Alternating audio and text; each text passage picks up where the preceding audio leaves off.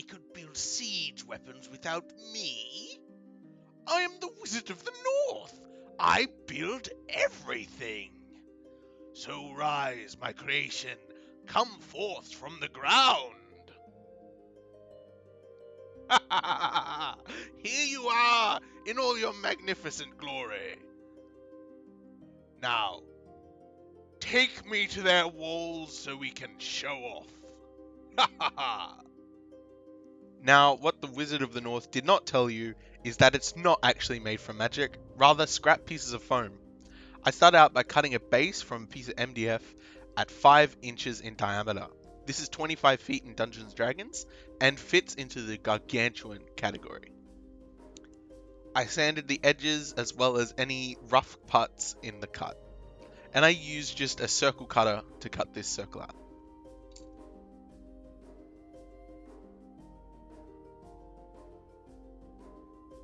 And then I jumped straight into it, getting some scrap pieces of foam and starting to cut the shape that would eventually become our rock golem. Now, what I made sure to do was to texture each piece as I was going along and cutting them to shape, because it would be a lot harder to texture them once they're much smaller or connected and glued on. Now, for texturing them, I use just a big rock for the bigger pieces, and for the smaller, more delicate pieces, you can use a piece of aluminium foil. And because I don't want to glue anything in starting out, I just use toothpicks to hold everything together, and these toothpicks add a lot of strength to the final piece as well, so you want to keep them.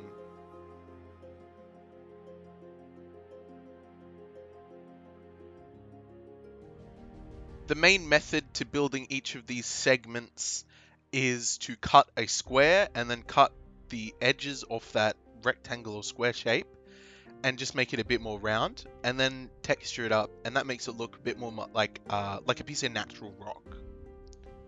And to get the kind of pose, I'm looking at pictures of people walking and seeing where their legs kind of move and bend, and then trying to fit it to that as well. And then I build a little hip bone that we can then glue the 2 legs onto.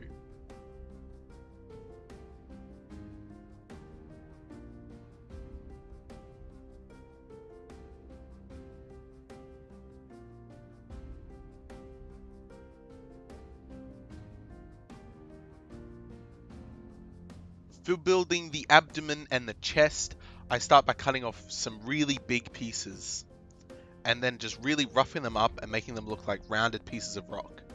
Having this rock next to me is good because I can look at what a rock looks like. I end up cutting one to be smaller, and that'll be like the abdomen piece, and one to be a bit bigger, and that'll be like the neck and chest sort of area. And I cut some shoulder pieces as well, just so I can slot the arms into that. And then the arms are just made of 2 simple pieces, cut and rounded as well, leaving plenty of space to carve runes into later on. And the perfect piece of working with these toothpicks is that you can move each piece before gluing them in and really get a shape that you're happy with. I then cut the other arm that will hold up the platform, and for this arm I want to give it a little hand so it has a bit more like posability or a bit more control over that little platform that it's holding up. And to do that, I just carve a piece that roughly looks like a hand and then carve into that a few fingers. And then give it a bit of a palm by carving out a bit of a divot where those fingers would be. And it's pretty rough, but I think that looks like a pretty good stone hand.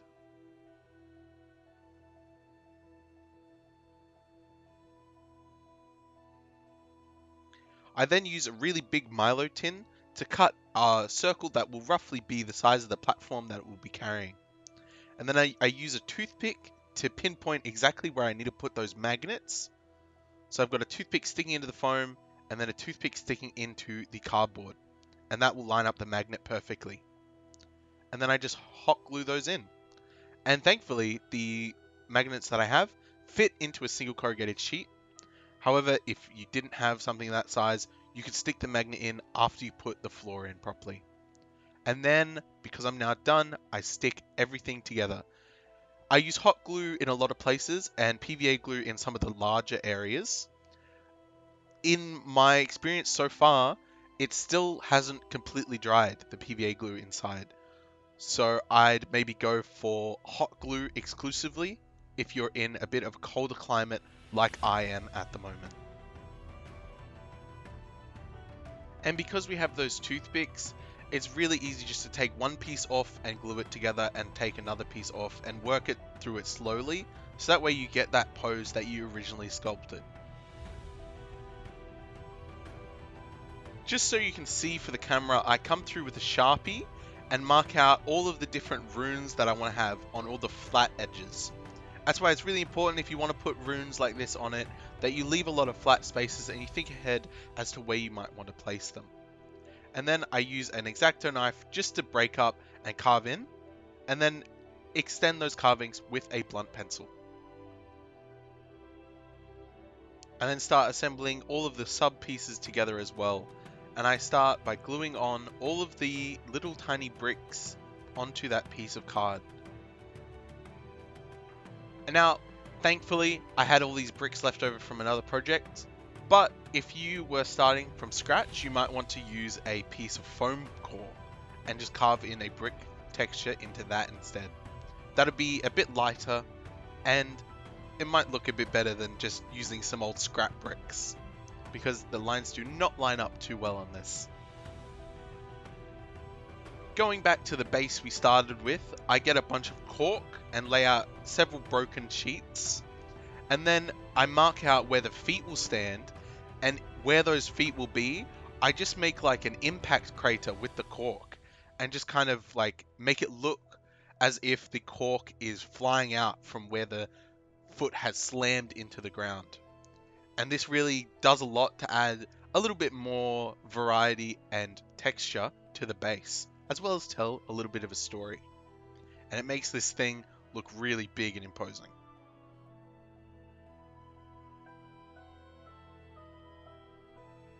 And now jumping back, when those two pieces are dry, I come through and I rip off all of the excess cork, and that can be used in a future project. And that makes the rim nice and round. I got this cork as a single sheet. It was meant to be a placemat and it was all broken, so I got it on discount as well. So this is really good, and keep your eye out for something like that.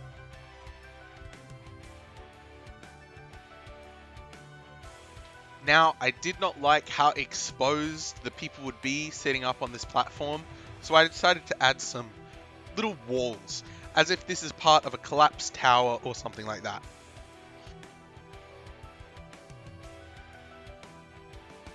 And despite kind of locking in where the magnet is sitting, and meaning that this could only face one way, I did not check if the opening would face the front. It just very luckily it does.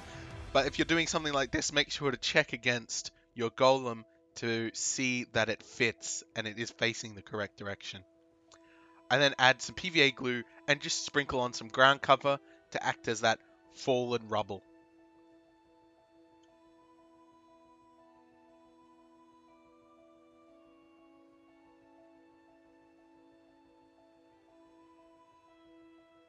And here I'm just checking the weight, making sure that all of the miniatures will fit up there.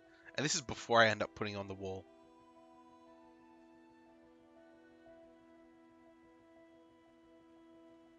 I realized at this rate, it is going to look pretty bland. So I decided to add some chains wrapped around all of the stone pieces, as if it's being held together by these magic chains, or it was chained down to something. Who knows? It just adds something else to add a bit more color and texture to the entire model. And these are just little jewelry chains that I'm sticking on with tacky glue. And now for painting. I'm just going to give it first off a layer of black Mod Podge paint, which is just a mix of black paint and Mod Podge. 50-50, and completely cover that, the entire thing, just to give it a bit more strength and hopefully hold it together a bit better. This also works as a great base coat for our stone earthy sort of texture we're doing next. And it keeps the chains in place as well.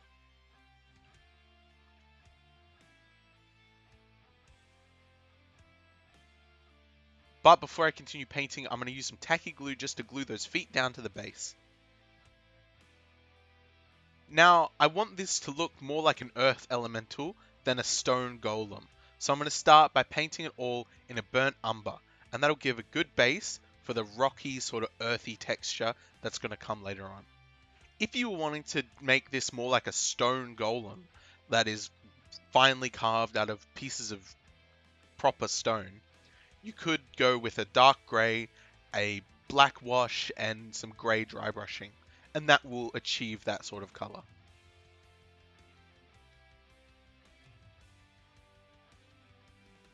When that burnt umber is dry, I come in with a dry brush, and this is a mixed colour of raw sienna and green. And this just gives it a bit more of an earthy, sort of dirt sort of colour. And this is a very heavy dry brush, but it will be toned down later on by the wash, and then we'll come in with a raw sienna later as well. And I think the camera picks it up as more of a yellow, whereas this is really more of a brown in life.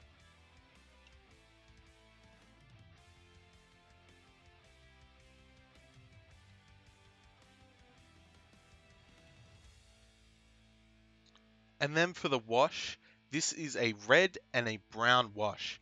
I've mixed roughly 50-50 red and brown paint and mixed up a wash out of that. It's a pretty heavy wash as well. It's quite thick, not a lot of water left in there. And I completely coat everything in that, and that adds that sort of earthy richness. To that base, I'm just going to add a bunch of PVA glue on the bottom because we're going to be able to see the bottom, and then I'm just going to add a little bit of dirt to that so it looks like it was ripped out of the ground, as well as cover all of the corrugation on the sides with the same technique. Just add a bunch of PVA glue, make sure to get it deep into the holes and any exposed areas, and cover that in dirt as well. And that makes it look more like something that was ripped out of the ground, something that's old and worn. I make sure to leave the magnet uninterrupted though. And once our wash is dry on our golem, I come in with the final dry brush, which is just a raw sienna. And this dry brush is a lot lighter than the previous one, and I'm just focusing on those raised edges and those hard lines, just to really get some nice texture and color on those. And this project has given me a great reason to go back to my chalk pastels and make some pigment powder. I'm using a really bright lime green here, and I'm going to use those in the little runes and just gather a bunch on your brush and just kind of paint it around into the runes. And this makes it look like a glowing sort of magical energy that you can't really achieve with paint, or you can, but it's a bit harder. And just doing this is way easier, and it takes seconds, and it's really cheap as well. There is no reason not to try out using pigment powders made of dry chalk pastels. Now for the eyes, I've got a few little green gemstones out of a pack of rhinestones, and I'm just going to stick those in the little eye holes that we carved out, just to add even more color and texture.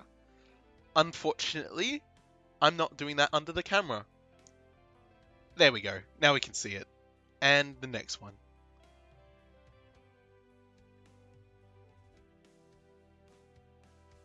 These are mostly friction fit and using a little bit of that stickiness on the back.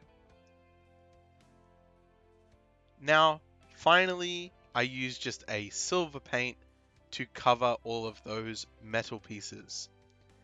And I'm using a bit of a dry brushing technique here, so that way I don't get silver paint covering absolutely everything. And it just catches those nice metallic edges. Now, I think it's time to see what our wizard friend got up to with this giant abomination. Oh no, Captain. He's up to something again. Ha! I have amassed an army! And we will show you the real meaning of a siege weapon. A living siege weapon. Onto the battlements to take what's ours. As you can see, our wizard friend loves his new friend. And I think I love it as well. It is huge, gargantuan, in fact, and it works great. It has that little magnet. I made sure to keep it clear of dirt so that way it snaps on real easy. And I implore you to try something similar if you work with foam as well. You can really easily use up your scraps making stone golems. Thanks for watching, and I'll see you next week with something new.